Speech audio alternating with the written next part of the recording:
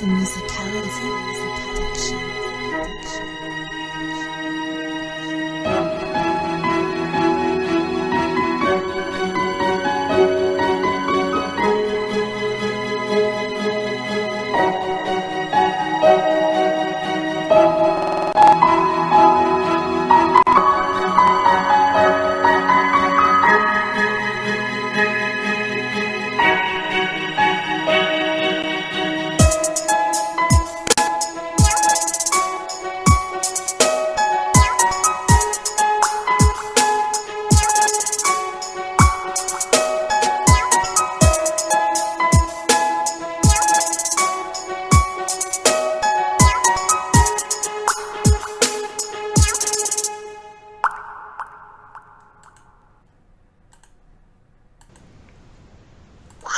And, wow, that's a way to start this off. And welcome to this week's episode of the Esoteric Podcast. Hello, everyone. Hello. I am, as always, T.J.Bunker. With me is RJ and Wesley. This is RJ. I'm also known as Tuskgarr online. You can follow me on Twitch and Twitter under that username, Tuskgarr. That's spelled Tuskgarr. Usually find me streaming on Twitch Tuesdays and Thursday nights from about 5 p.m. to 11 p.m. Central Standard Time, usually. I am Wesley, also known as Demosai. You can find me at my YouTube channel, Demosai, D-E-M-O-S space I. I have Monday album reviews and Friday night improvised Let's Plays with my friend Crowbolt.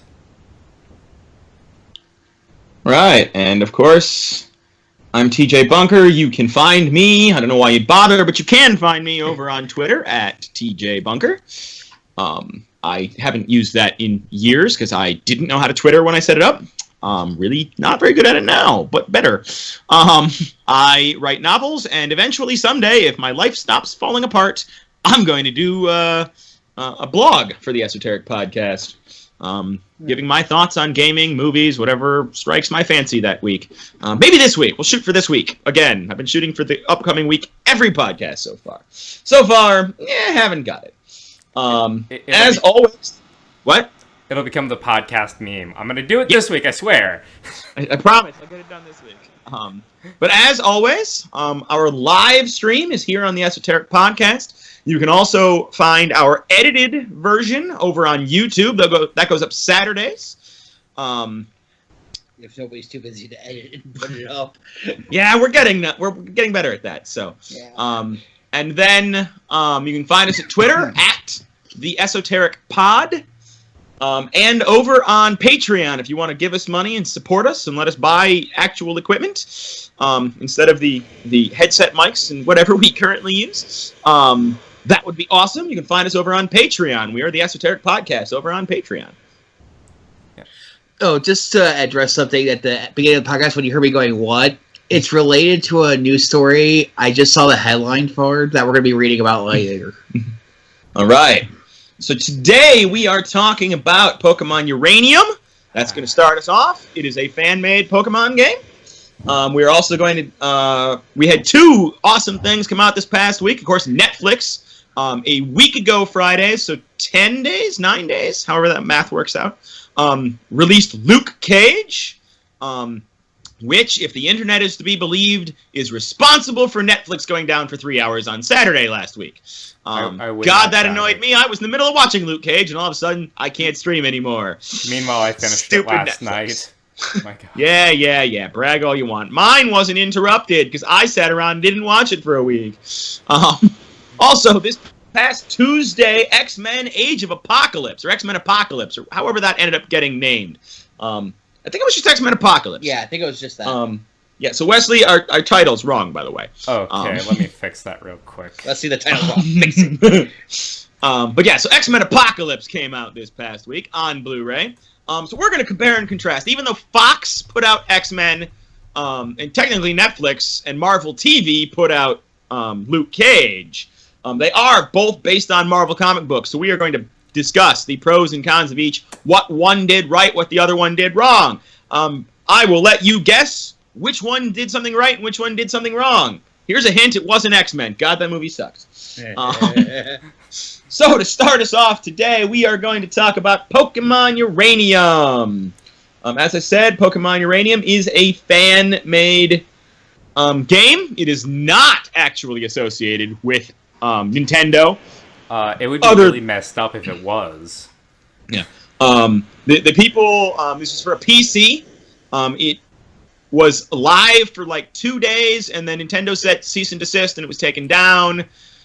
And then, eventually, even though the group had planned to continue offering updates and stuff through the live patch updater that comes with the game, after like a week or two, they even then shut the servers down. So that got rid of all the functionality for updating. They weren't fixing any bugs or anything that were found after that.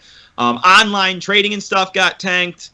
And then, of course, somebody went out and set up their own server. And I was about to say, it was going to eventually be it hadn't happened yet. I think it was like 2 days. I was going to say, if that hadn't happened yet, know it was bound to happen. The fan server has already released, like, a new version. At least one, possibly two. I'm trying to... The fan server isn't just them posing as a fan server. It could be. I don't know. I found it on Reddit, so... Yeah, Travis sent me the link afterwards, and I remember updating that, and that was fun. Yeah. But no, it's actually really easy to switch over to the fan server. You download one INI file, overwrite the INI file in the game, use the automatic updater the game comes with, and it connects to the server, it updates everything, it changes everything you need to. Your online trading functionality is restored. Sweet. All of that. However, I didn't get to use any of that because, God, I hate this game. I played a fair amount of Pokemon. I did Black, I did Red, I did Yellow, I did Silver, I did Black, I did Snap, I did Stadium, Coliseum? Both of them for the N64. Yep. So I've been playing. I got Pokemon the first week it was available, way back in 1998. Yeah, that was first available in the U.S. in 98. I believe that's older than Wesley. No, 97. I'm not even... Yeah, 97. You were born... You don't even know when you were born. You have to double check. How old am I now? 19? Right. Got it. But yeah, no. God. RJ, are you familiar with what a Nuzlocke run is? No. Okay. Nuzlocke is a way of playing Pokemon that people have come up with. And up until Pokemon Uranium, it was a self-regulated thing. Like, you had to do it yourself. But basically what it is if any of your Pokemon die, you have to reduce the 0 hit points and faint. You have to release them. Oh. You're only allowed to catch one Pokemon per route you're on. I know. I've heard of this. Okay. I just didn't know it was called that.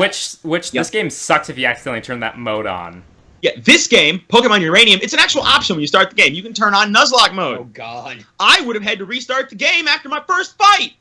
No, second fight.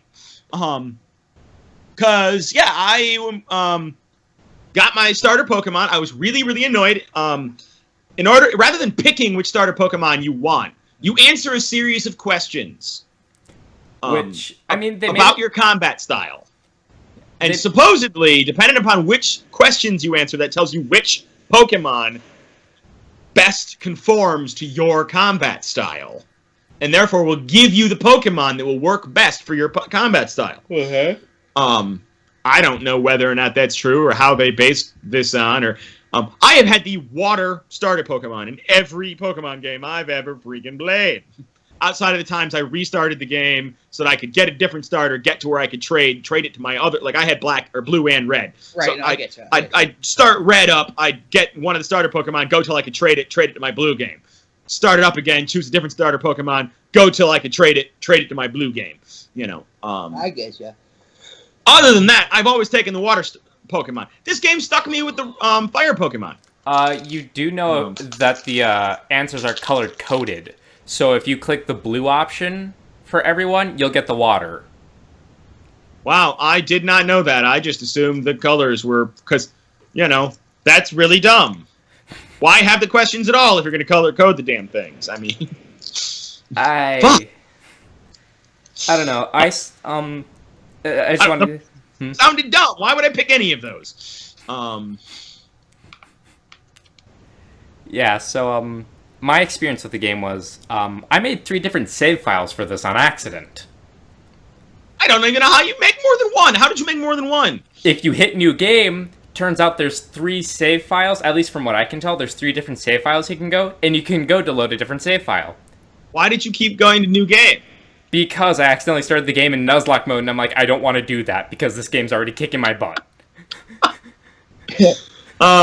Yeah, no. Like, I didn't... The starter town is so nondescript. I didn't even know where my mom's house was.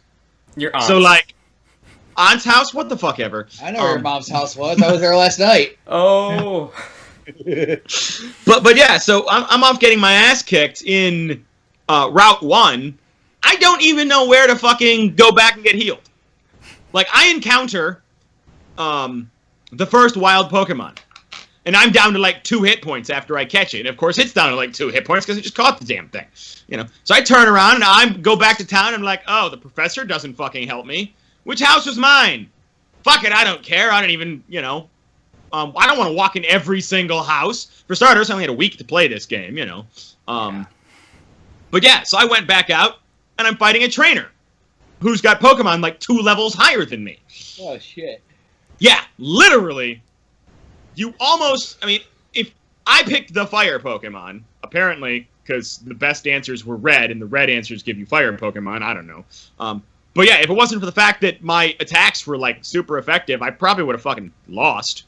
Because, yeah, like, their version of difficulty in this is to just make sure everything is 2 levels higher than you.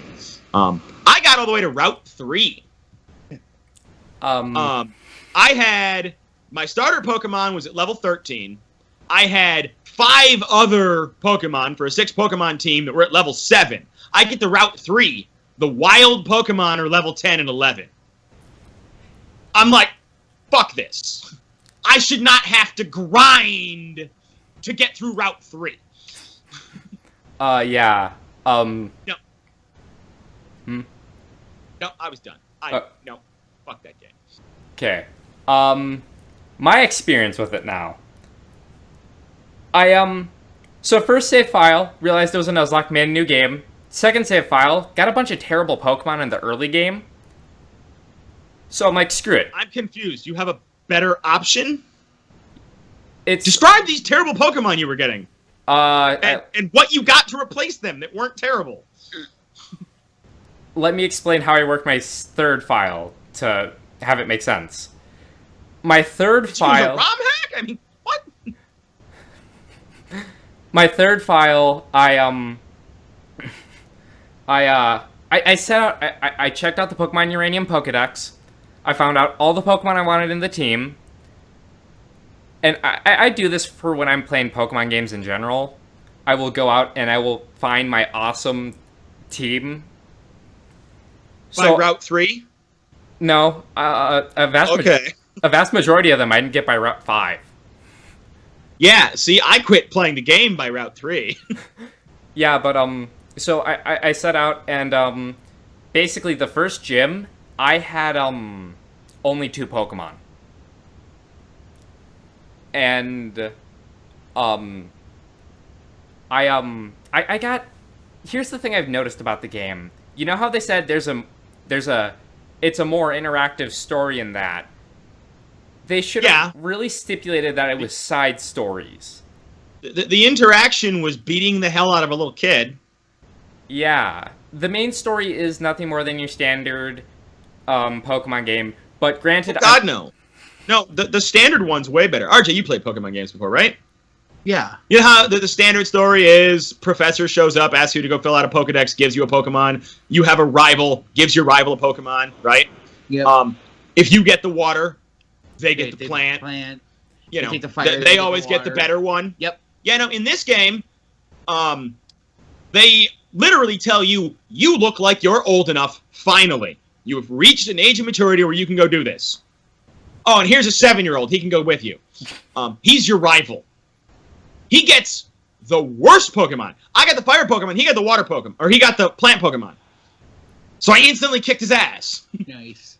I made a little kid cry as the very first thing I did with a Pokemon in this fucking game. I like this game. The next time I went and fought him, I made a little kid cry. Because he still has worse Pokemon. You said you had 2 Pokemon. I had 6 Pokemon in my party when I got to the first gym. Yeah. Only my starter Pokemon was the one I used to fight anybody. Because my starter Pokemon was the only one levels high enough to fucking do anything. And I was not going to grind on Route 1 to fucking level up my other Pokemon to make the first gym playable. Fuck that no. I grinded a bit, I will admit. But I got pretty far. I got up, the only Pokemon I need for my final team is an Eevee, so I can get a Nucleon. But from what I played, the main story, minus the, it's kind of your standard Pokemon game, I'd say. Not exact. There's a way to say this. Basically, what I'm saying is there's more of a focus on the side stories. Like, there's a Pokemon that tries to free other Pokemon, and it's a legendary. Okay, that sounds whack. Yeah, and it has like a garlic-shaped head and a green body and looks like a dude and throws Pokeballs. It's called Garlic Kid. What the fuck? Yeah, and there's also a side story where you get a Pokemon translator, or speech translator. So you can actually talk to Pokemon. Not your own Pokemon. Pokemon out in the field. What the fuck? Just what the fuck? Oh my god. And here's the thing I found also. Granted, this could be my playstyle, but after the first couple areas, the game gets super easy. Do they stop having the Pokemon be like 5 levels higher than you? Yeah. Good, because, you know, I quit by Route 3 because that was the thing. I was like, fuck this! I'm not grinding on Route 3! I have played multiple Pokemon games multiple times, and I've never had to grind outside of maybe a little bit of grinding coming up to, like, the Elite Four or something like that. Yeah. But usually, by the time I get to the point where I might want to level up a different Pokemon than one I've been working with, because I finally got to a good Pokemon, I'm, you know, got the XP share and what have you. So, I mean, you know. Yeah. Even then, it's not really grinding. Yeah, he sucks at battle, but it's not like I have to go to him, battle with him in front, trade him out, get smacked with my good Pokemon, you know. No, you just give him the fucking XP share, and bam, you're golden. That was actually a vast majority of my grind strategy. You know, the whole weaker one, switch him out for my stronger one. Yeah, that's literally the only way I was able to even begin leveling up my Pokemon. I mean, I was not grinding, but I was, like, anytime I encountered another trainer or whatever, I would have a weaker Pokemon in the front, and then I'd switch him out for my good one. Because my weaker Pokemon were going to get their asses kicked. I'm trying to level them up. I'm not grinding wild Pokemon, but, you know, I'm fighting all the trainers and shit. Yeah. And I'll fight the wild Pokemon if they're there. Until I got to Route 3, and they're so much more powerful than I am, and I'm like, fuck this, and I quit. But yeah. Even then, it's like, I go fight a trainer. I have to turn around and go back to the Poke Center and heal. I go fight the next trainer. I have to turn around and go back to the Poke Center and heal. I suppose I could have bought a bunch of potions, but why spend my money? I can just turn around and go back to the Poke Center and heal for free. I mean, yeah, it takes up more of my time, and it's annoying, but that sums up the difficulty level of this game. Annoying. Yeah. Especially in the early game, you do not have the depth of strategy that you have in the later game. You know, you cannot take on trainers 5, 10 levels higher than you. Because you can't go, aha, they're a bunch of psychic Pokemon. I need a bunch of... I don't remember what's good against psychic. Dark, bug. Yeah, okay. But yeah, so you can't load up a party of dark Pokemon and go take on the psychic Pokemon. That's not a thing you can do. Because you're in the early game. There is no fucking strategy. You've got access to like 5 different Pokemon. Use them, you know. Yeah. You've got like 2 TMs. Good luck. You know, there is no depth of strategy here, so it's not hard. It's annoying.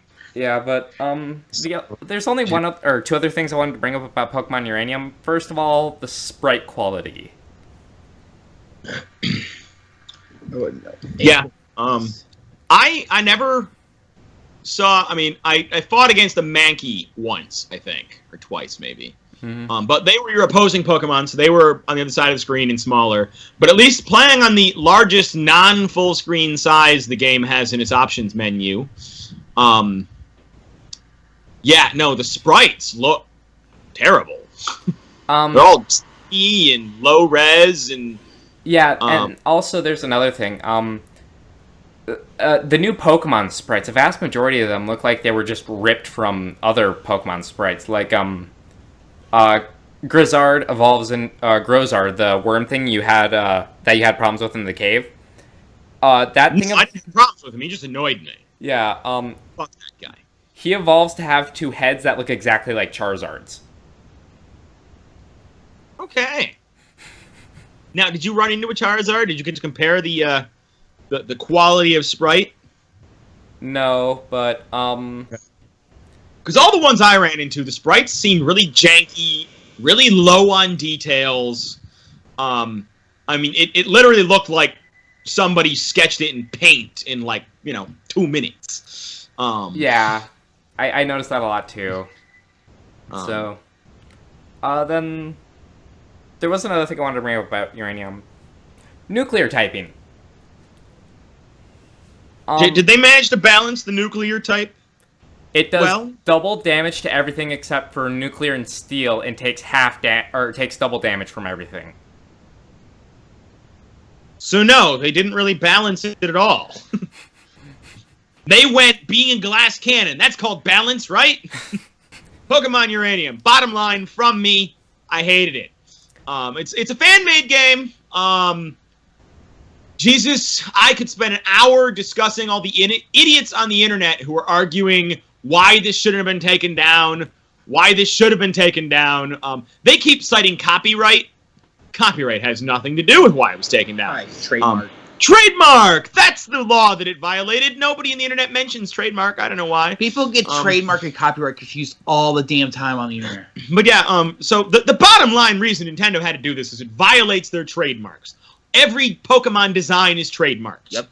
Every, the word Pokemon is trademarked. Yep. A bunch of this shit is trademarked. The way, especially in the U.S., I don't know about the rest of the world, but in the U.S., the way it works is if you do not defend the trademark, the fact that you let it slide this time can be brought up in court is a legal reason why it should be allowed to slide next time. The trademark office or whoever controls it, I think that rule is actually that if you don't defend it, you do lose it. Right.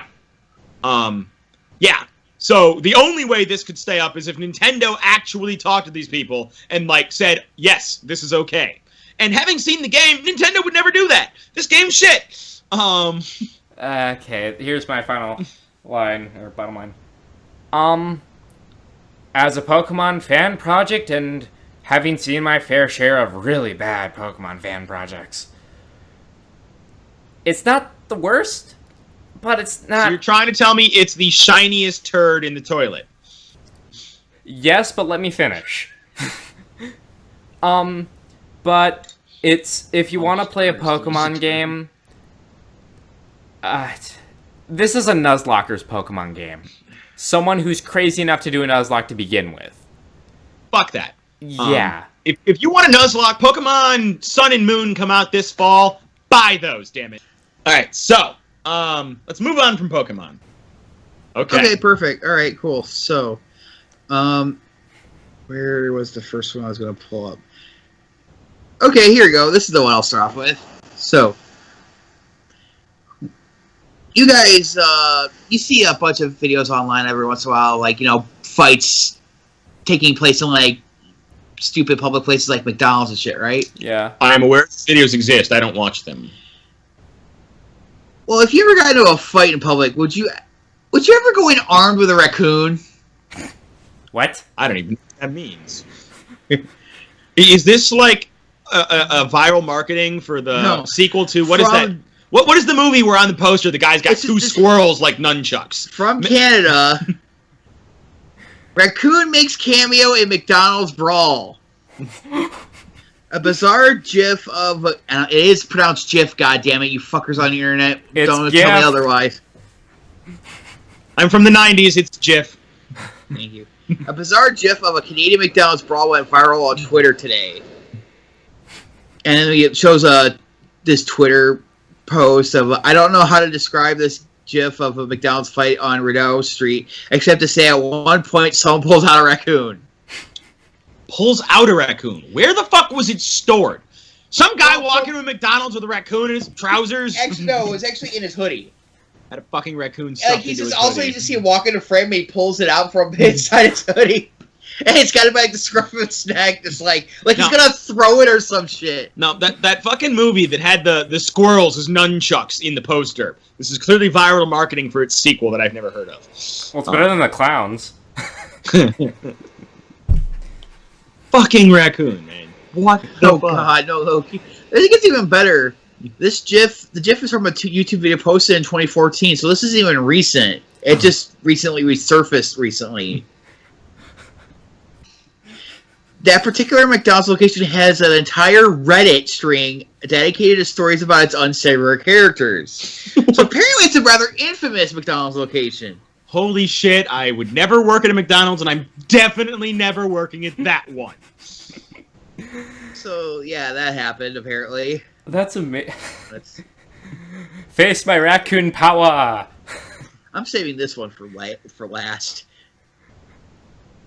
Oh, so you guys have heard... I'm sure by now you've heard about how Samsung's been issuing replacements for the exploding Note 7s, right? Yeah, Note 7s that keep blowing. Well, those replacements might not be as safe. Nice. Samsung Galaxy Note 7's second safe replacement catches fire. What? And actually, I read another article where it's up to counts up to 5.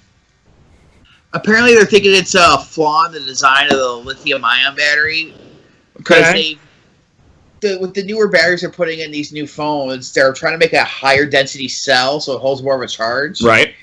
The problem is that the membranes between the different layers are made so thin to pack it so densely that they can be damaged rather easily in the manufacturing process. So if you get a flaw, all of a sudden you get a short, and that creates heat and buildup, and then it just you get a runaway thermal event, pretty much. Yeah, one would think that would be a thing noticed during, R&D. Hey, did you notice that, if you don't do this just right, it catches fire? Hell, it probably was caught in R&D, and somebody was like, it only happens to 1 in every 500, that's good enough. Oh, just hit the broken ones to America, they won't care. I'm sure you've heard about, the hurricane hitting Florida and everything, the damage and devastation and everything. Well, one guy thought it'd be a good idea to have some fun during it.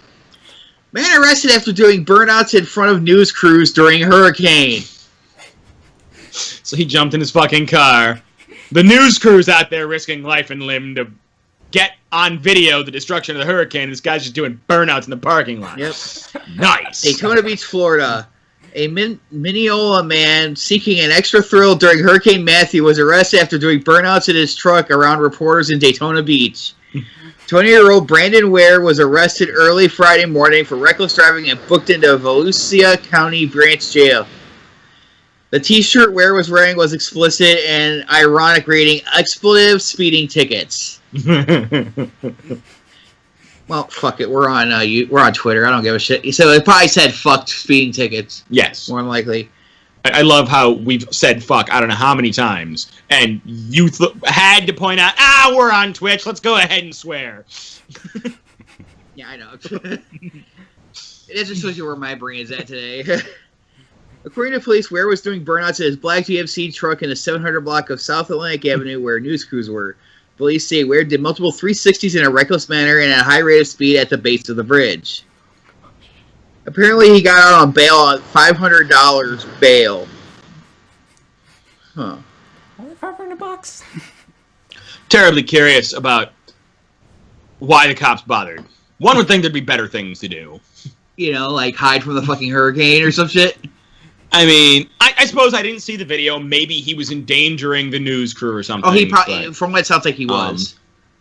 But yeah, I mean, if he's doing it like it sounds like he was doing them around him and shit. Oh, okay. Because, yeah, I mean, I'm picturing him doing it 500 feet away or something in the shot, but out in the middle of the road. I mean, yeah, he's in the middle of the road, but it's the abandoned road because the fucking hurricane, Let nature. So, I mean, yeah, okay. It's not necessarily the sanest thing to do, but. All right, I got two more for you here. This next one is from Canada again. Yay! Our snowy friends to the north. They're actually giving me more interesting stuff than Florida for once. Wow. Is it opposite week? Oh, excuse me. Ontario man ordered to remove license plate deemed offensive by government. Wait, didn't the government issue him the license plate? I love this. Some government branch is like, yeah, here's your vanity plate. Some other government branch is like, no, that's not legal. Take it off. Mississauga man was pleading with the government for a reprieve after being ordered to remove his personalized license plate he's had for 15 years. Oh my God, he's had it for 15 years and he... What? Yep. Oh, really? It's a video? I can't play that. What'd the license plate say? Oh, wait a minute. Hold on. I think I might have found I should have looked at this link earlier beforehand. My bad. Live, everybody. Improvise. Some people wear their heart on their sleeve, as the saying goes, but Daniel Alois, I don't know, I'm not going to try that, wears his on his car. The personalized license plate reads VI6SIX. It's inscrutable to me, but it's loaded with layers of meaning.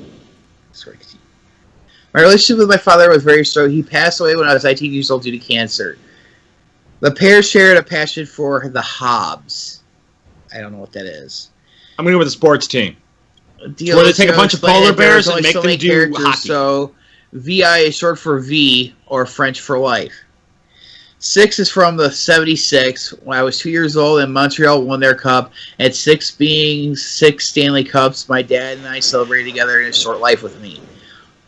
Their favorite player of all time, Mario Lemieux, War 66. Okay, so it's pretty...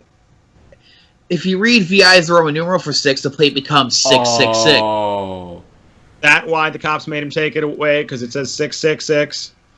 That's the offensive thing. Is that you have to know Roman numerals and then put together that it is 6 in Roman numerals, the number 6, and 6 spelled out. Because like when you originally said it, I was thinking it was Vizix or something like that. I'm like, how's that offensive? This is America. I would argue that there might be a argument for separation of church and state in this, because it sounds like they're trying to push a religious belief on this guy. But this is Canada, so I don't know how the laws work up there. Well, that wouldn't work in the U.S. either, because it would be taken under an obscenity law. I don't say anything obscene about it. Neither do I. But that is, if it was going to be removed, it would be removed because of an obscenity law. Speaking of obscenity, gird your stomachs for this. Okay. Yay! Quick, somebody hand me those nachos. Poop Cafe debuts this weekend. Hopes it isn't a stinker with locals. Restaurant serves traditional Korean dishes as well as Thai ice cream with a poo twist. I don't know why you would ever want a poo twist in your food. Like, your body literally excretes that because it's not good for you. Most restaurants would hope their food will... This is from CBC News. Most restaurants would hope their food will keep you from running to the toilet, but this new Bloor West Cafe wants to get you to do just that. The poop-themed Poop Cafe has chairs and dishes shaped like toilets, and even ever popular poop emoji makes an appearance throughout the restaurant on cushions and on the walls. They're going to have a lot of problem with drunk people. Yes, they are. It's going to be drunk people wandering in there and they're just urinating all over their booths and shit. Leanne Nguyen, owner of Poop Cafe, says she got the unusual idea for the restaurant from traveling abroad. Similar restaurants are already in cities like Moscow, Seoul, and Tokyo. So the Russians, the Koreans, and the Japanese. Yeah, that is definitely things we should be emulating. But she was wary of how her cafe might be received by North Americans. So wait, where is this at? It doesn't say where this is at. Well, CBC is usually the Canadian broadcasting company. Oh, yeah. Canada, man. What's up with Canada this week? Oh, no, it's like they're becoming the new Florida. You know what? The hurricanes knocked Florida out, so Canada's subbing for Florida. All the people from Florida moved up to Canada this week? I just want to make something fun, so if people want something fun, they come. A lot of people say... A lot of people, they don't want to come, say they don't want to come, but that's fine, too. Despite the theme, she's hoping that you I'd be won't really poo-poo confused the menu. whether or not I want to come. The restaurant located in Toronto's Koreatown at 7:00. So it's in Toronto. There you go. Okay, so there you go. Let's see. Plot twist, Two Girls, One Cup is filmed there. In Toronto? Your word Toronto's a fairly large I city. want to know who the fuck wrote this, because of this next sentence. And she's hoping that when you plop in to eat, you can have a smile on your face. Wow.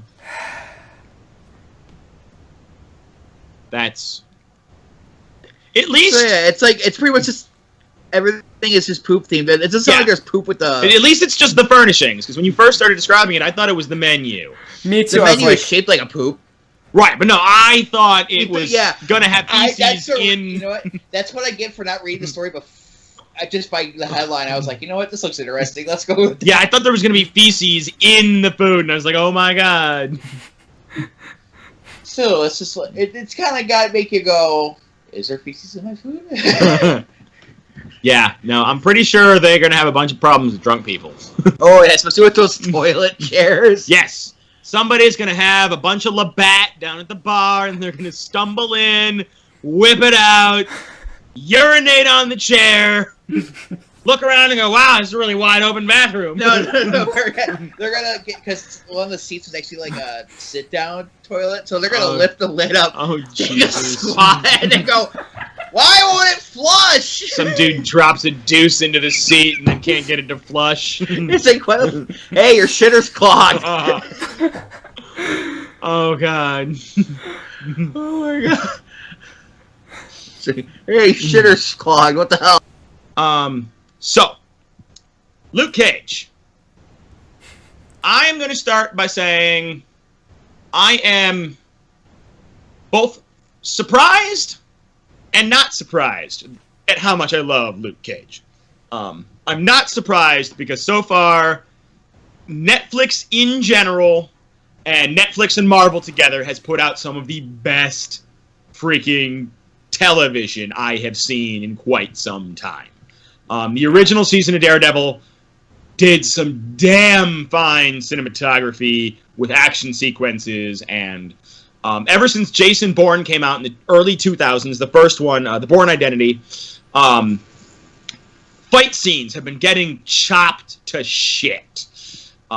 Between the time that somebody begins to throw a punch and the time the guy gets hit and, like, his face goes bouncing off of the punch, you cut, like, 4 different times in most action sequences these days. And, my God, it annoys me. Daredevil brought in single-shot fight scenes again. Yes. Beautifully choreographed, freaking amazing.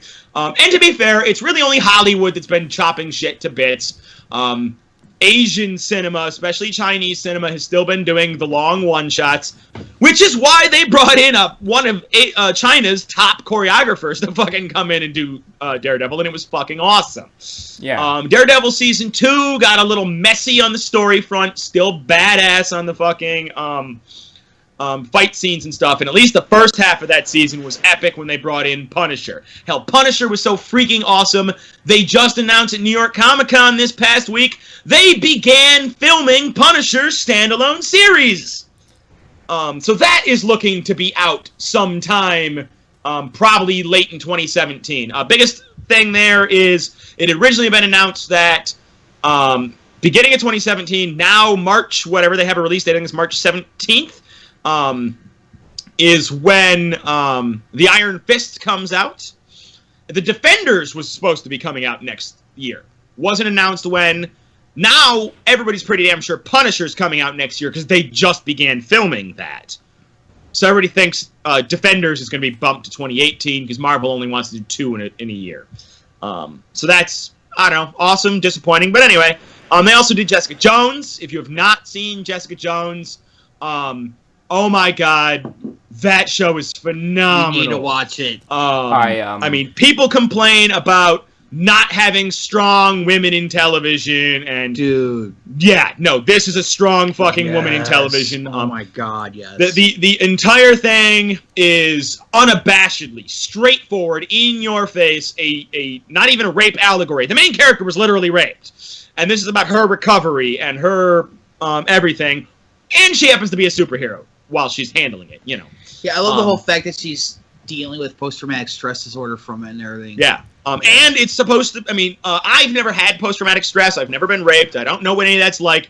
But I have read on the internet from people who allegedly, supposedly, I mean, I don't know these people, so I can't verify their story. But they claim they lived through it, and they claimed this is the first time on television they have seen a portrayal of what they went through. In most cases, you get raped, it's bad, and then, you know, an episode or two later, you're fine again. Because nobody wants to dwell on just how devastating that is to your life. Yeah. They dwell on it in Jessica Jones. Yeah. But anyway, so this show, that's why I thought this was going to be great. The reason I thought I might not like it as much is because of what actually made it even better for me. They have an almost exclusively black cast. There's like, I think 2 white people in the whole damn thing. Like a half dozen, maybe an even dozen Latino people stop in. Your occasional Asian person, and everybody else is African American. Oh yeah. It's entirely black cast. And when I heard that, my initial reaction, was that it wasn't going to be good, because what I'm used to seeing from things like that are Tyler Perry movies, which, I mean, or like those really old blaxploitation films from like the 70s and 80s. Old blaxploitation films, or probably even more in my face was when UPN, when they started, they had Star Trek Voyager. That your cord came out again. They had Star Trek Voyager. They had other. Yeah, it's not dying right now, so I don't care. But they had other shows, sci-fi shows that I liked when growing up, and then they had these black comedies that I watched, and I was like, I don't know why anyone would find this funny. You know, I mean, yes, they had black people in them. That is a good thing for black people, but I didn't think they were ever funny. And I never thought that was because I was a white guy who just didn't get it. It may have been. I just thought they were unfunny shows that, because the network was trying to pander to black people, they're like, black people will watch anything. You know, we'll put up crappy shows, but hey, they got black people in them, so the black people will watch them. You know, that was always the impression I got. That's kind of the impression I get with Tyler Perry movies. Once again, maybe if you are an African American, these are actually good and entertaining for you. I don't really know. For me, no, they look dumb, they sound dumb, they're dumb. And that is what I knew about, you know, black cinema as it is. But no, this show stars black people, is about black people, it's about their issues. Well, yeah. And because of the way it is done, it resonated with me, a white guy. Oh yeah, It is the first show where I'm like, yes, I now have a glimpse into what it is theoretically like to be a black guy living in fucking Harlem. And it wasn't a joke, and it wasn't freaking out there and outlandish. They felt like fucking people. And it was great, and I loved it. And it was awesome. All right, Wesley, you can talk now. I'm done. I noticed that a lot throughout the show myself. I do have some complaints about the show, though. Granted, I finished Luke Cage last night, and also just to give people a gauge of how awake I am right now. I fell asleep at 5 this morning and woke up at 9. Oh my gosh. Anyways, there's only one big problem I have with it, and that's Cottonmouth's cousin throughout the whole show. They just it's not where I thought you were gonna go. No, I loved Cottonmouth as a villain. No, I love Cottonmouth. Yeah. Cottonmouth is great. Yeah. I enjoyed his cousin. It was Black Adder. That's not right. What is this? He was a snake. Cottonmouth's boss guy. Diamondback. Thank you. No, that guy I thought just did not work. Well, don't get me wrong. I had minor problems with Diamondback, but I was kind of like, yeah, I get it. But I had major problems with Diamondback. Jesus, man. But I didn't like Cottonmouth's cousin simply because you weren't supposed to like her. Well, no. Yeah, I get that. Like, but they did too good a job. Like, I completely loathed her very existence. I was praying that some supernatural meteor or something would hit that character halfway through an episode. Yeah, I mean, they did a good job. It's not a reason to dislike this show. It's a reason to like it. They made you hate the bad guy. Yeah, and like, I love the show as is, and that's... But also, you got to admit, they did a damn good job humanizing both Cottonmouth and the cousin. Yeah. Showing their past, showing where they came from. Yeah. You really sympathize with Cottonmouth because his grandmother forced him to kill his uncle when she found out that her uncle was skimming from the family monies. Yeah. He was forced to be in this. Yeah. And that whole episode I loved to death up until the end where his cousin kills him, and I'm just sitting there like, oh, please, no! I want Cottonmouth to finish the season! No, I was really upset when they killed Cottonmouth, because Cottonmouth was awesome. Yeah. I was even more disappointed when they replaced him with Diamondback, because Diamondback never felt like a real character. He felt like a goddamn caricature. I mean, he's mad at Luke Cage because Daddy didn't love him enough. Yeah. It is literally his motivation. Daddy didn't love me. I'm mad at my half-brother because of it. My half-brother who, A, Daddy also didn't love, and my half-brother who, B, doesn't know I'm his half-brother. I'm mad at him. I'm going to ruin his life, get him thrown in fucking jail, have him beaten and potentially killed during lab experiments because boo-hoo-hoo, Daddy didn't love me enough. And That's not a fucking bad guy. That's a Saturday morning cartoon villain, for Christ's sake. And then while he's at it, develop a Marvel movie, TV show. That's what I'm saying. Cottonmouth was a three-dimensional. I mean, he was still a villain. He was a fucking mobster through and through. He was doing shit. But he was a person. This guy was a fucking caricature. And then they made it worse by putting him in that stupid fucking suit at the end of the last episode. That was the dumbest fucking thing. Like, don't get me wrong, I found the action for that pretty cool, but at a certain point I was thinking about the whole, how that suit actually worked, and it makes no sense. Yeah, nothing about it makes any fucking sense. I mean, don't get me wrong, it's a superhero movie, you're supposed to roll with the punches, I guess, but still. God, that was bad. Alright, so because we're supposed to be comparing and contrasting this with X-Men, we just talked about bad guys from Luke Cage. Diamondback is a very good analogy for every single bad guy in Apocalypse. In X-Men Apocalypse, you have Apocalypse, who, I don't know, he's called the first mutant. Okay, which he's called in the comic books. Mostly because in the comic books, he is the first mutant. Little brief history, in the comic books, he was, I may be wrong here, but basically, like an ancient Egyptian guy. I'm fairly certain he was born in Egypt. He had mutant powers. Those mutant powers led him to a celestial spaceship. In the Marvel comic universe, the Celestials basically are protectors of evolution.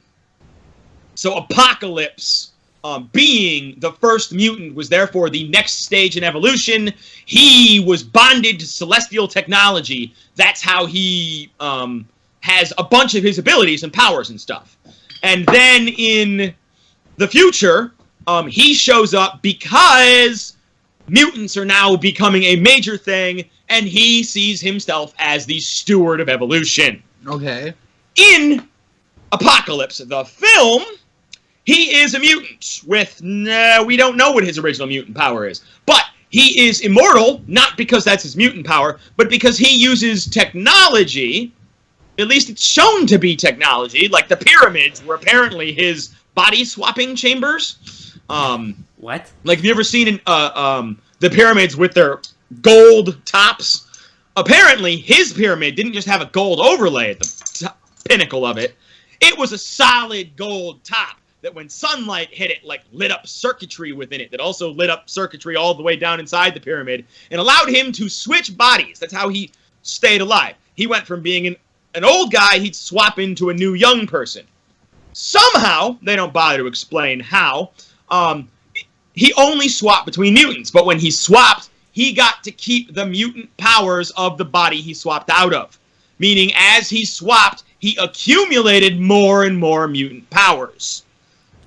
This makes no sense because mutant powers are biological things. They're genetic. They're tied to the body, not the soul inhabiting them, genius. Other comic books showed them body swapping, and you had to deal with the powers of the person you swapped into because the powers come with the body, not the consciousness in it. But somehow he's body swapping. He gets to keep his power, so he's building up a giant.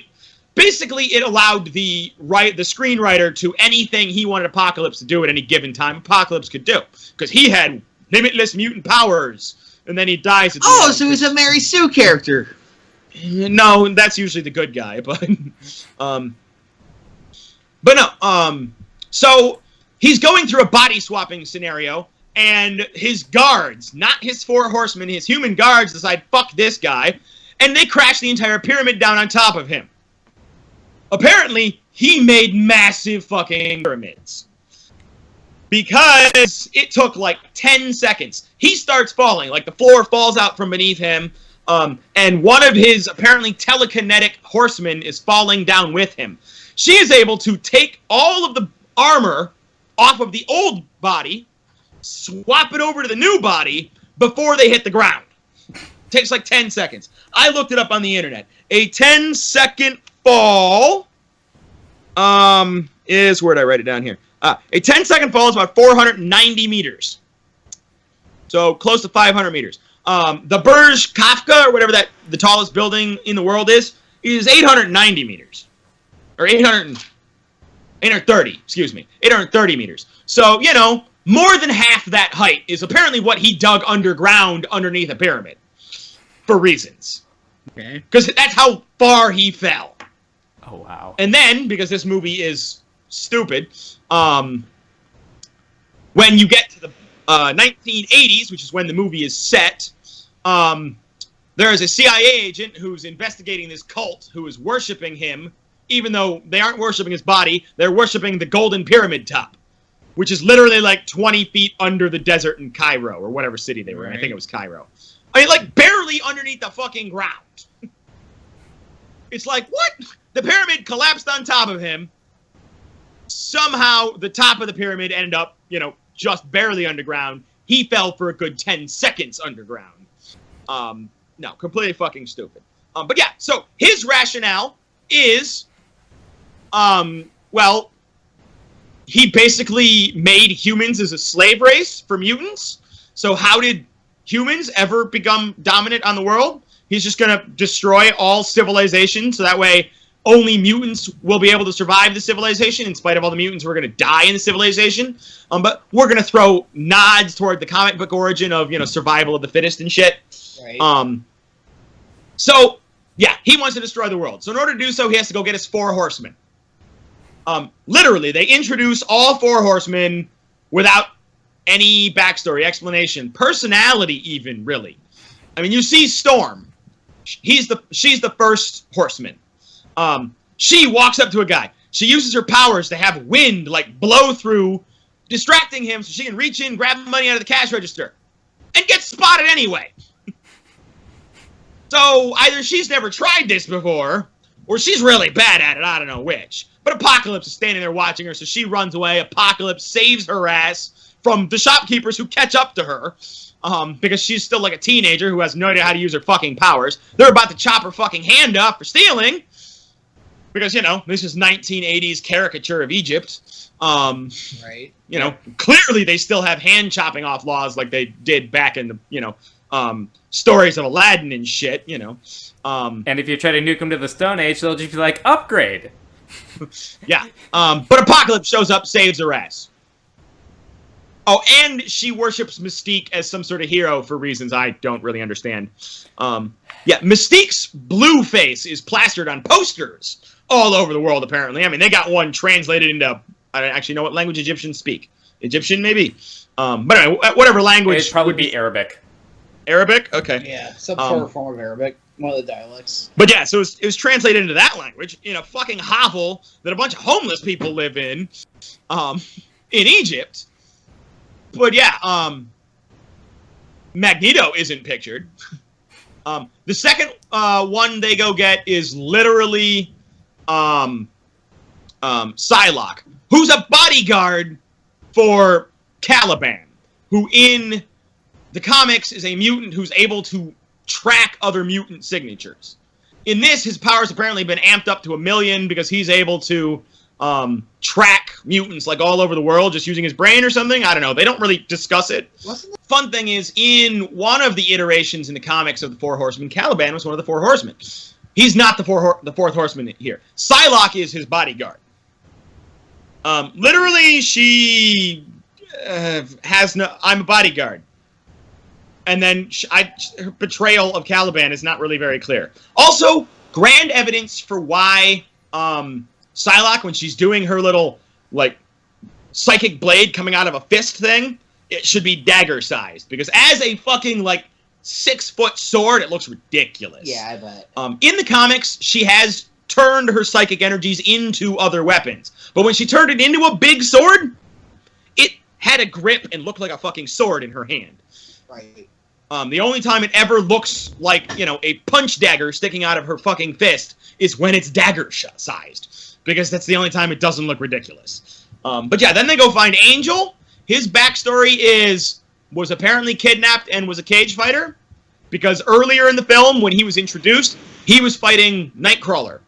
One of his only useful lines of dialogue is, if we don't fight each other, they're going to kill us both. So we have to fight to the death so one of us can live. Yeah. Oh, and during that scene, he got his wings burned on the electric cage that they fucking have. Yeah, no, that's why he's a bad guy. And then they go get Magneto. Magneto's a bad guy because...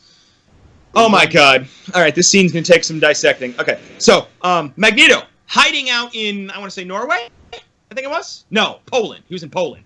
Went back to Poland. Had a wife, had a daughter, had a job. Somehow, if anybody's seen Days of Future Past, somewhere at the end of Days of Future Past, Mystique is on posters the world over. Nobody knows what Magneto looks like. What? I don't know. Magneto fucking picked up a goddamn baseball or football stadium or whichever it was. It was a baseball stadium. And fucking moved it. And nobody knows what he looks like. But there's posters of Mystique stashed everywhere. Whatever. But anyway, so nobody knows what he looks like. He's at work one day. And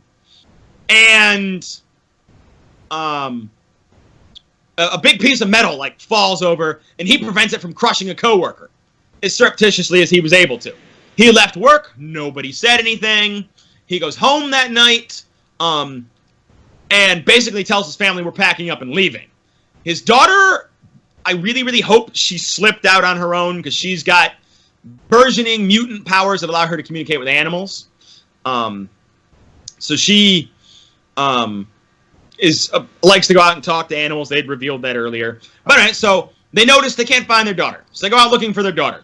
Her daughter is currently surrounded by cops in the woods who aren't wearing any metal. They left their fucking guns at home. They brought what I'm guessing are stone-tipped bow and arrows. And they've got his daughter. Okay. And, they're sort of being non-threatening, I guess. And another thing, these aren't compound bows or anything. These aren't even recurve bows. These are fucking, just normal bows. Normal bows. Okay. And that's going to be important here in a second. Magneto finally agrees to surrender himself, because they're kind of threatening his fucking daughter. So he agrees to go with them so long as they let his wife and daughter go. They agree. The daughter runs over. The mom gets down on her knees. They hug. The daughter starts panicking because daddy's going away. She doesn't want him to. Birds start swarming down, okay, and scaring everybody. You see a bunch of people swatting at the birds, trying to chase the birds away. There is one dude who apparently has been standing there with not only an arrow knocked, but drawn this whole fucking time. Ow. Okay, yeah, anybody who has not tried this with a compound bow, doing it with a light pull bow is not easy for any length of time. I was about to say, heck, even a compound bow is hard enough. Well, compound bows at least have that nice little point where when it gets fully drawn, you get a lot of the weight taken off. Oh, even then it's still hard. Oh, no, it is still hard, but imagine not having that where the weight gets taken off. But yeah, so he's standing there, apparently has his bow drawn, because while everybody else is like waving their arms to scare off the birds, he just kind of like moves his head around, like, staring at the birds as they're flying by and shit, and is distracted enough while doing this, he lets go of the string. His aim was still directly on the little girl, though, even though he was like jerking his head around and shit, because they got this slow-mo shot of the arrow going through the little girl into the mother, killing them both. Oh yeah, that's right. The bow was powerful enough that it was able to shoot an arrow through one person into another one. If it was a compound bow, I'd believe it. No, regular bow. I mean, a longbow is that powerful at the range they were talking. Ain't nobody standing there holding a longbow as long as this guy apparently was. So, his wife and Magneto's wife and daughter are now dead. So he kills all the cops. He goes back to murder all the factory workers because one of them apparently squealed at the cops. Apocalypse shows up, says, hey, I can dial your powers up to 11 and you can just destroy the whole world. Magneto's like, I'm game, let's go. What? Magneto is officially the most in-depth bad guy here. I have just given you everything the movie shows you on backstory for the bad guys. And it's 70 minutes long? That's the first act. Yeah, the first act is 70 minutes long. Because after they do that, they go to during the part where Apocalypse is recruiting Magneto, Xavier starts looking for Magneto using Cerebro.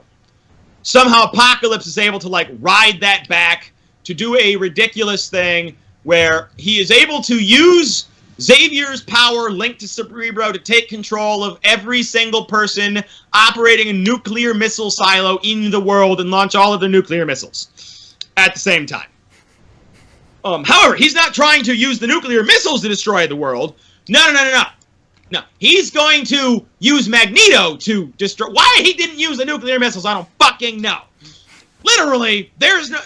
He is going to destroy the world. That is his plan. He boosts Magneto's powers up so that at the end of the movie, Magneto is slowly but surely taking hold of all the metal deposits deep in the Earth's crust and bringing them out to the surface, which is, of course, going to completely destroy the tectonic plates and everything. And, But no, he doesn't do this with the nuclear missiles. Fuck that. Way better to have Magneto do it an hour later in the film with fucking tectonic plates and shit.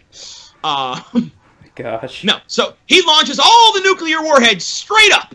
There is actually a line where somebody goes, what's the target? And somebody goes, they're just going straight up. So they all go straight up, and then the warhead detaches from the missile and floats there. Because that's the way orbital physics works. You just launch something straight up, it gets up there and stops. And then a satellite hits it. Wait, no, that's not the way orbital mechanics work. You need it going far enough, or fast enough perpendicular to gravity, so that way when gravity pulls it, it falls around the planet. That's the way an orbit works. It is literally falling around something. It's falling towards the ground and missing. Exactly. It is falling towards the ground and missing. Somehow, these nuclear missiles went straight up and floated there. I don't know. We're just going to go with it because that is not the dumbest thing to happen in this movie. So anyway, the whole point of this rant was, as you can see, these bad guys are very, very, just the shallowest of motivations, just the barest mental of reasons. And for the most part, the bad guys in Luke Cage did not have this problem. The bad guys in Luke Cage were straight up depth. And I mean, the bad guy, Cottonmouth's cousin. Why can't I think of her name? I cannot think of her name. But anyway, his cousin. Her whole reason for wanting Cottonmouth's gang money was that she was going to use it to put low-income housing in Harlem to prevent gentrification and keep the current culture of Harlem and the current inhabitants of Harlem in Harlem. Like, she was going about it in a terrible way, but her motives were very much a good thing. These were deep, three-dimensional characters, and the ones in Apocalypse were just so fucking... tortured. Yeah, so shallow, so fucking pointless, so fucking stupid. So yeah. All right, Wesley, tell me another thing you liked about Luke Cage so I can talk about how Apocalypse screwed up the exact same thing.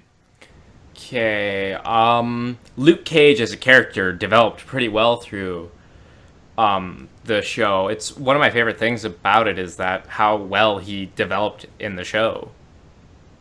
Yes, true. Luke Cage started off as he was a super strong guy, but he was trying to stay in the shadows, stay hidden, didn't want anybody to know who he was. And then over the course of the show, he starts realizing that, I'm going to quote the actually not accurate quote from Spider-Man. It's the accurate quote from the movie, but not the original from the comic. With great power comes great responsibility. Luke Cage was not exercising that responsibility. But as the show progressed, he grew into it. He realized that, somebody needed to do this, and he was the only one capable of it.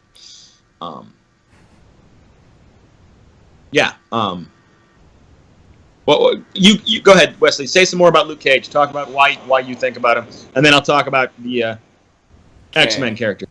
Let me think. There's a lot I liked about Luke Cage.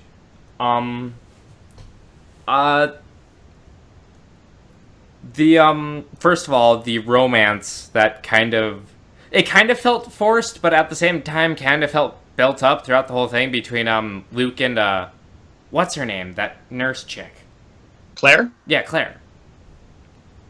That was something I really liked because it kind of stemmed from him getting shot, and then I never felt that was all that forced. To me, it was a gradual thing. It was, they started as friends. She just wanted to help him out. But as they got closer, as they learned more about each other, as they went through traumatic events, it seemed very real. Whether or not that is a relationship that can last, well, this is Marvel, so probably not. Especially considering the fact that in the comics, Luke Cage and Jessica Jones hook up. So, probably not a long-term thing. But at least as far as human sensibilities and stuff go, no, it is very much true that in the aftermath, it's why horror movies are great date movies. The scares on screen will get your heart pumping. When you leave the theater, your brain can't remember whether your heart was pumping because of what was on the screen or because the girl you were sitting next to and holding hands with, especially when she squeezes your hand during that, jump scare. Was it the jump scare that made your heart race, or was it the fact that she was squeezing your hand? Your brain starts to go, it was because of her. It was the girl. And she's having a similar reaction. So no, considering the events they went through and stuff, the fact that they started to have a relationship was very realistic. The only reason I think it felt forced was because I felt like if they'd started that up like an episode earlier, it would have felt perfect. But like it was kind of felt like they were rushing at the end. Granted, that's my weird view of character development. So I could be, so to most people, it'll feel like it was pretty gradual, perfectly. To me, it was kind of like just one more episode. Okay. All right. So, Apocalypse, the heroes, outside of the ones who were already established. Because a number of the heroes were well established back in First Class. First Class was an excellent movie. Yes. Did great things. So Xavier's pretty well established. I unfortunately am not terribly able to separate the character development as given to those characters in this film from the character development from previous films. I'm guessing if this was the only X-Men movie you've watched with these particular characters, so if you haven't seen First Class and you haven't seen Days of Future Past, if this is the first one of those three that you have seen, there's an excellent possibility that the character, even the heroes, felt two-dimensional. But I'm going to tell you right now, the new heroes, very two-dimensional. Kurt Wagner, he is German and he can teleport. That's all I knew about Nightcrawler to begin with. Well, how many of the comics have you read? I mean, they did not do good character development for him in the second X-Men movie either. I never really read the comics. Okay. My experience with the X-Men has mostly come from the 90s cartoon. Where he was in one episode? No, I'm talking about not only like the old 90s cartoon, but I'm also talking about X-Men Evolution. Okay, that was in the 2000s. That was in the 2000s? Okay. Yeah. I couldn't remember when that came out. So. Yeah, the Fox one was the only one in the 90s. Okay. I've never seen Evolution. I've seen the Fox 90s cartoon. And yeah, he was in one episode in that. Yeah, no, he was actually a main character in the Evolution series. Okay. See, I cannot speak to his character development in that. But yeah, literally in this movie, he's German and he teleports. And isn't he blue too? Well, he's blue too. Jubilee is in this. The reason I know that is because she was wearing Jubilee's distinctive yellow coat and hairstyle, and was Asian. God. I don't think they gave her a name. Like, do not believe they spoke her name aloud. And she was literally in like 3 scenes, and then she was gone. Scott Summers and Jean Grey are the other 2 new characters added to the roster. Scott Summers is in high school, and also they really mangled the backstory from the comics of the Summers brothers. In the comics, Scott is the older, Alex is the younger. In this, Alex was around during First Class, which is set in the 60s, 20 years before this movie. Here, Scott is in high school, which makes Alex 20 years older than him. Now, in the comics, they were raised as orphans because their parents, originally thought dead, later discovered to have been kidnapped by aliens. It's a whole thing. But either way, they grew up as orphans from the time that I think Scott was 9 and Alex was 7? Maybe they were 7 and 5? I don't remember. But anyway, they were pretty young, and they grew up as orphans because their parents, they thought, died in a plane crash. There's no way that is possible here. If Alex grew up as an orphan, Scott is his half-brother at best. Because his parents clearly died, or I suppose left Alex on a street corner, because Alex is at least 20 years older than Scott. You know. Wow. But yeah, Scott's backstory is gets bullied in high school, has optic blasts. I'm really annoyed. Apocalypse was directed by the same guy who directed the first X-Men film. In the first X-Men film, and these are all supposed to be in the same continuity. But in the first X-Men film, Cyclops' optic blasts were concussive, the same way they are in the comics. If they hit the door, they don't cut through the door like a laser beam, they blast the door off its hinges. Right? If they hit, like in the movie, there was the train station. The blast hit the ceiling and the whole ceiling blew off because it was like getting hit with a cannonball. In this movie, they operate more like fucking laser beams. How the fucking director got it right the first time and fucked up this time, I don't know. Same goddamn director screwed it up. Don't know how. But so he feels kind of outcast. And then... Now that's his characterization. Then they gave the most characterization to Jean Grey, and I think it pisses me off the most. They gave Jean Grey... her characterization is... she is the weird loner at the school because she can read everybody's minds and it makes everybody super uncomfortable and she can't really control her powers and she's the standoffish weirdo that nobody wants to talk to. And then at the end of the movie, they hint that she is getting her Phoenix powers. And I'll get to that. That'll be my that'll be my last thing I talk about. So when we've got like 5 to 10 minutes left in the podcast, let me know. I'm gonna rant on that. Her Phoenix powers. We got 15 minutes left. Okay.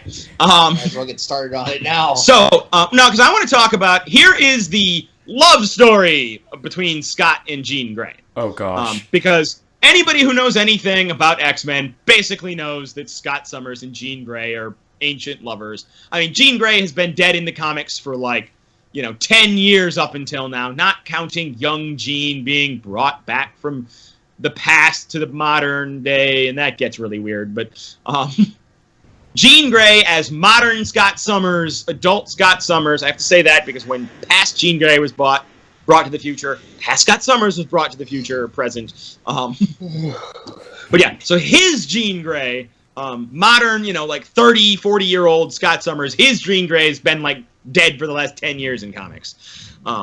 Even then, he is lamenting her passing at every given opportunity. He's broken up with so many fucking women because they weren't fucking Jean Grey. But yeah, so they get to this movie, and you got Scott Summers and Jean Grey, who are meet each other. Scott can't see they haven't given him his ruby quartz glasses yet, so he's got his eyes all bandaged. He runs into Jean Grey. They have a little meet cute, except they don't really get along or like each other.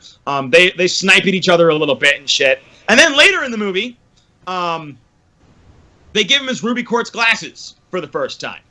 And he sees Jean Grey leaning up against the tree all by herself. I told you she's, the loner person nobody wants to talk to because she's weird and shit. And all of a sudden, he sees her. Finds out she's attractive because she's played by Sophia Bush from Game of Thrones. Ned Stark's oldest daughter, the oldest... Sansa. Yeah, Sansa. The actress that plays Sansa. I think it's Sophie or Sophia Bush. I don't remember, something like that. Yeah, that actress. So obviously hot, So Scott Summers sees her, and all of a sudden, he's not, mad at her anymore, or angry at her. Yeah, so that's the characters. Once again, Luke Cage. Luke Cage's romance gets way more development, way more fucking of everything than they do in Apocalypse. I'm fairly certain the reason is good guys and bad guys both. There are just so many fucking mutants they're trying to cram on screen that, they don't have time to develop anybody. Because you've got big, stupid-looking action sequences, because I hated the CGI in this movie. All of the CGI looked retarded. Magneto, destroying the world with his magnetism that is affecting those deep core elements and bringing them to the surface and shit. Yeah, that looked like 5-foot wide ribbons of material. Apparently there was still rock stuck to this metal, so entire chunks of rock were floating through the air in rainbows of rock just everywhere. Looked retarded. It was fucking stupid. God, that was dumb. They did it so many times in this movie. Angel flying looked fucking retarded. But yeah, so because they had so many fucking mutants to introduce, they didn't have time to give anybody a fucking backstory.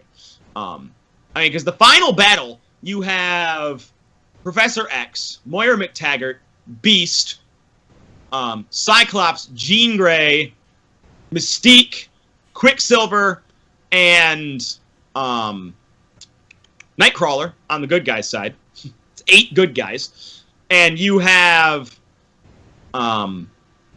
Magneto, Psylocke, Storm, Apocalypse, and Angel on the bad guys. So that's 5 bad guys. 13 people you're trying to cram on screen all at once. Yeah. But yeah, so oh my god. All right. What else did you like about Luke Cage? What else did I like about Luke Cage? There's one character in particular I want to talk about, simply because he looks like an artist I follow. After Pops dies, that guy in the barbershop that's playing chess against himself. Fuck. He has the beard and the glasses going on. He's got a name that is almost like a famous chess player's name. I cannot for the life of me think of it though. It makes me sad. Oh yeah, just one of the things I wanted to bring up is, first of all, I loved his character to death. That was a fun character. Yes. No, a lot of the side characters in this movie were fucking epic and awesome, and I loved them. Mm-hmm. And another thing is, he looks like a rapper I've at least heard of a couple times, named Yonka Boy. And, okay. And for me, it's just kind of like, hey, that guy looks like that guy. That's cool. But in general, Luke Cage was just an amazing show. I loved it to death. Yes. Luke Cage was phenomenal. All the side characters, all the main characters. Misty Knight was fantastic. I enjoyed Shades as Shades was my second favorite villain.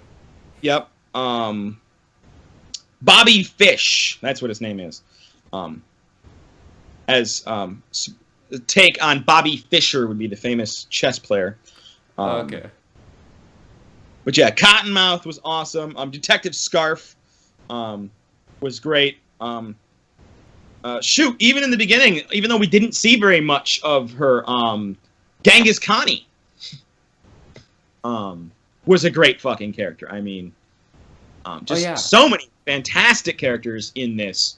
I mean, they had 13 hours. X-Men had 150 minutes. Still, these guys did an excellent job making characters. X-Men sucked. Yes. Mm-hmm. All right.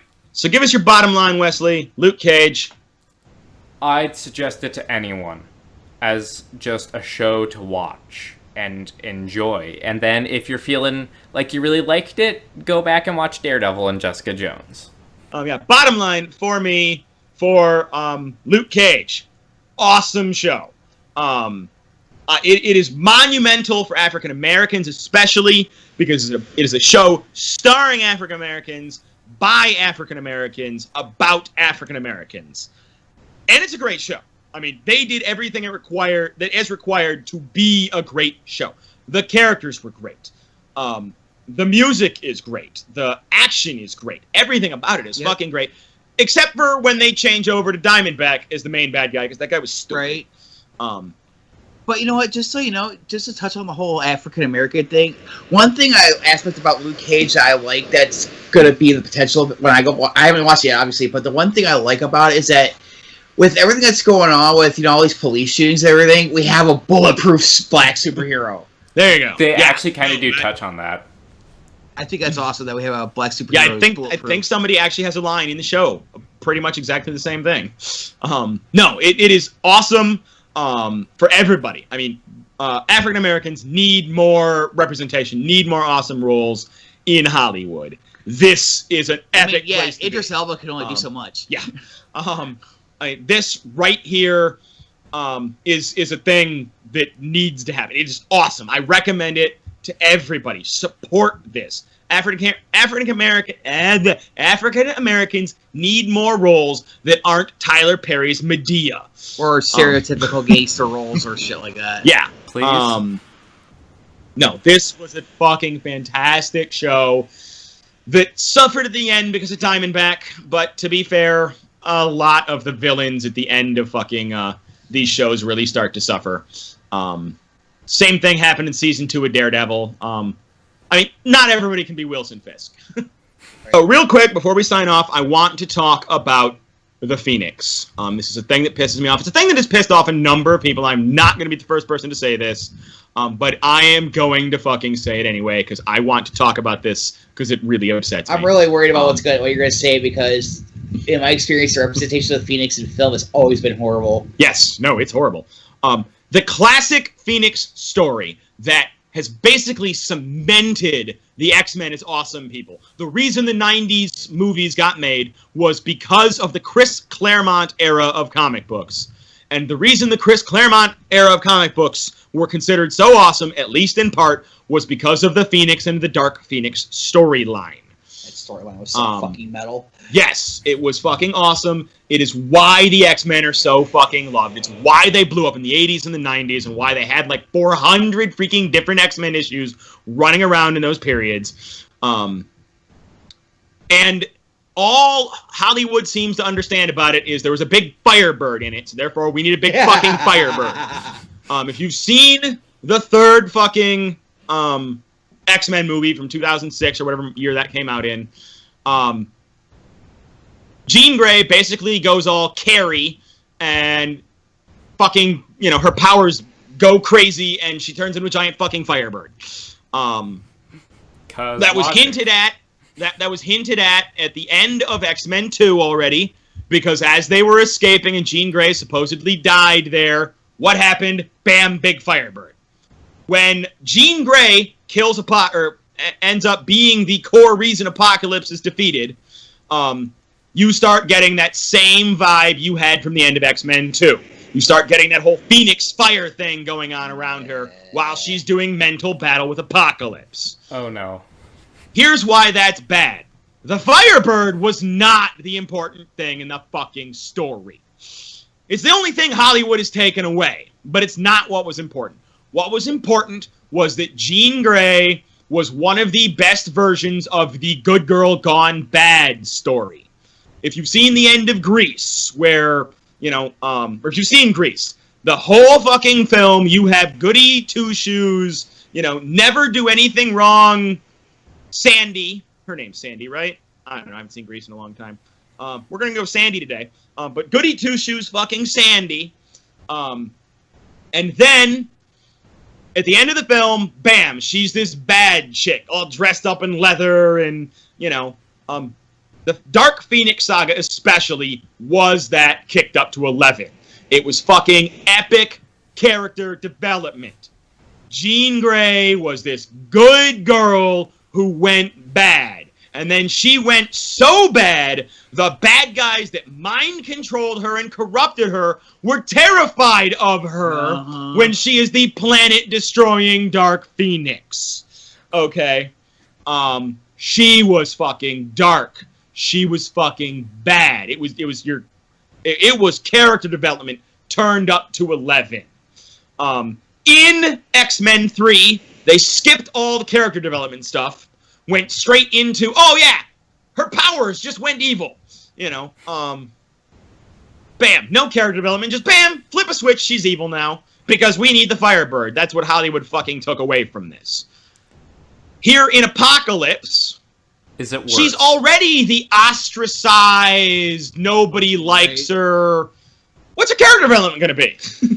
There is no character development. She doesn't go from, the high school prom queen from the 50s, Little Miss Goody Two-Shoes who's never done a bad thing a day in her fucking life, to a planet-destroying evil person.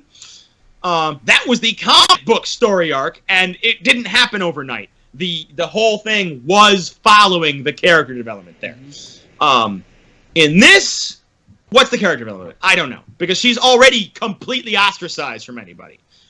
Scott is about the only person who fucking likes her or wants anything to do with her. And bam, now she's gonna go evil. And once again, it's not because she's being manipulated or anything. It's going to be by all the evidence we're seeing, just once her powers reach a certain strength, they cruise out of control, and she's evil now. That's not interesting. That's not good character development.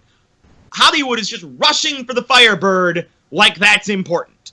They are a fucking teenager watching porn and getting off in the first 30 seconds. I mean, it's not about the foreplay. It's not about enjoying anything. It's about, coming as quickly as they fucking can. They need that Firebird. They need that fucking Firebird now. And Jesus Christ, it pisses me the fuck off.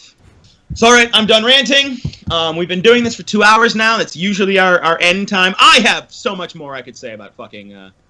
I'm sure you do. Age of Apocalypse. I'm looking at your Steam gauge. You haven't run out of hot air yet. So when you guys fucking hopefully watch this week, if you want to fucking get together and do another, half-hour rant on why this movie sucks so goddamn bad, I'll join you. We can fucking throw it up on YouTube this weekend with our edited version of this. It'll be awesome. I might be able to do something Thursday night. Yeah, we'll discuss it, because there is so much more I hate about Apocalypse. And, I could probably go another half hour on how much more I love Luke Cage, too. That was a fucking phenomenal show. So, yeah. All right, so that is going to be it for us today. As always, I am T.J.Bunker. You can find me at T.J.Bunker on Twitter, although I don't know why you would.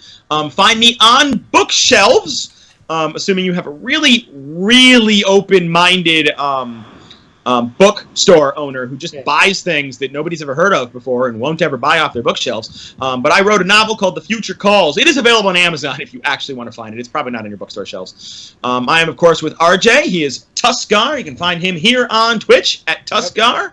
Or not at Tusk, but anyway, he's Tuskgarr here on Twitch. He's on Twitter as at Tuskgarr. Yeah, there you go. Yay, I thought of it. But don't forget, I stream on Tuesdays and Thursdays, usually from 5 p.m. to 11 p.m. 5 to 11, Tuesdays, Thursdays here on Twitch.